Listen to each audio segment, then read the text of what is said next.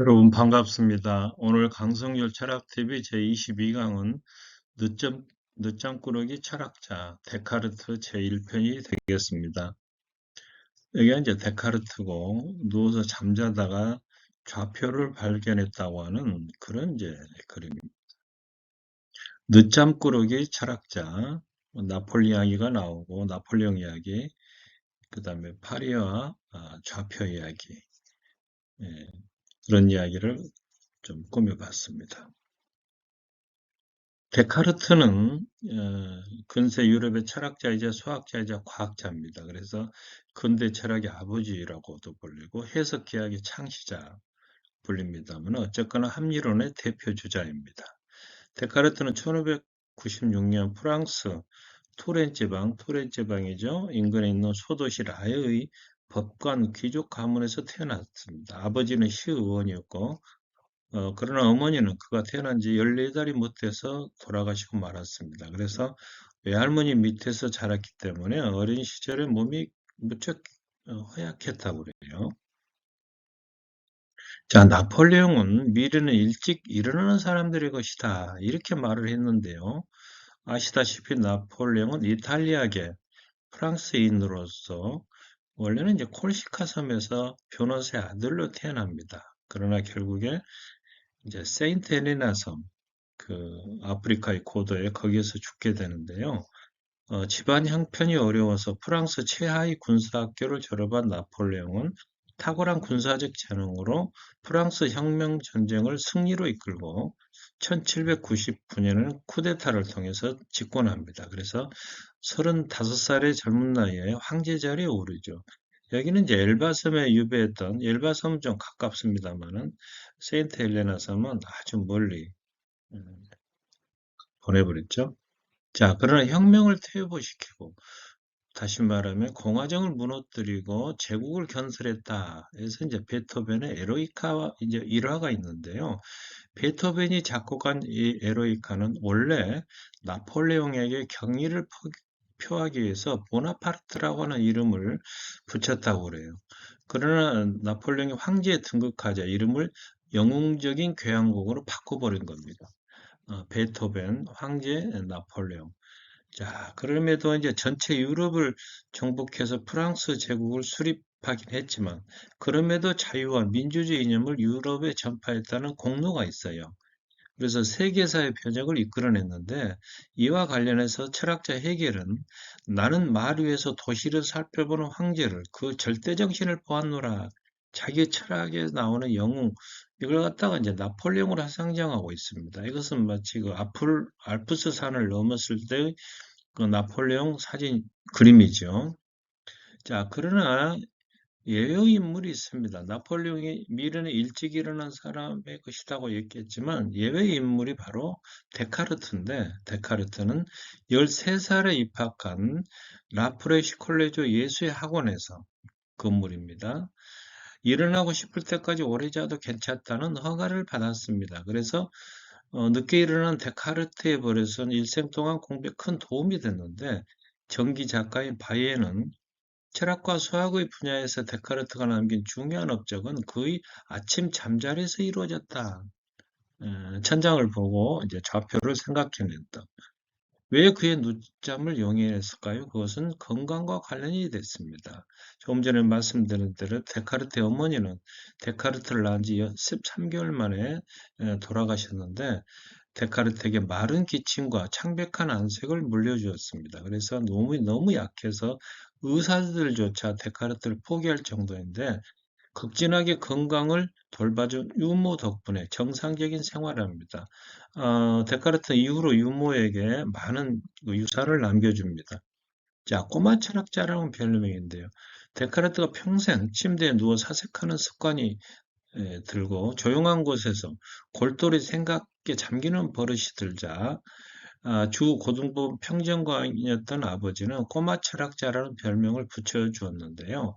그럼에도 데카르트는 나는 형제 중에서 아버지가 가장 싫어하는 아이였다. 이렇게 회고하고 있습니다.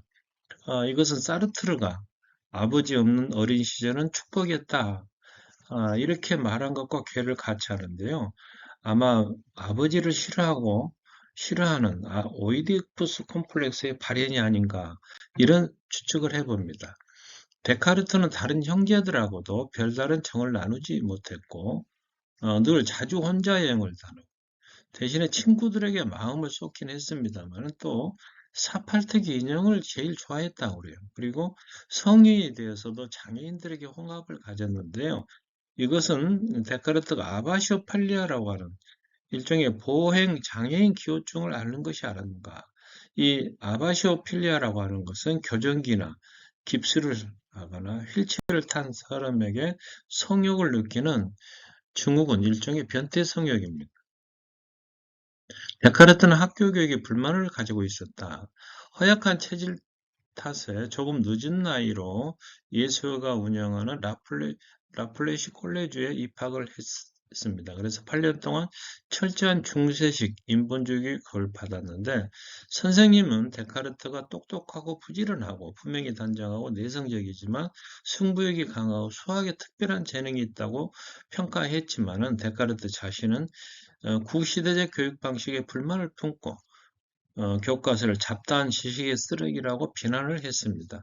졸업 후에는 아버지의 뜻에 따라서 푸아티의 대학 법학과에 입학을 하고 이후에 세상에 일어난 커다란 책에서 배우고자 학교 밖으로 나가게 됩니다.